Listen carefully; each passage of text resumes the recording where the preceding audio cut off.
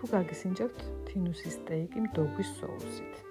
თუ არა, მაშინ მომყევით და ერთად მოვამზადოთ. ამისთვის დაგჭირდებათ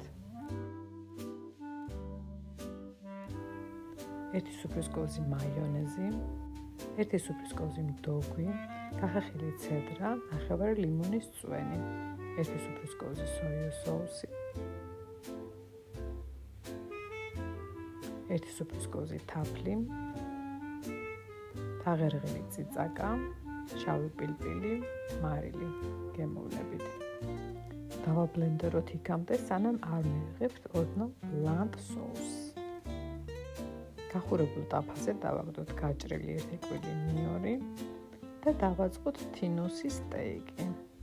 დავაყაროთ მარილი და პირბილი და შევწვათ ორივე მხარეს 2 წუთის განმავლობაში. გადმობრუნების შემდეგ ისევ დავაყაროთ მარილი და პირბილი. შემდეგ გადმოვიღოთ თეფშზე.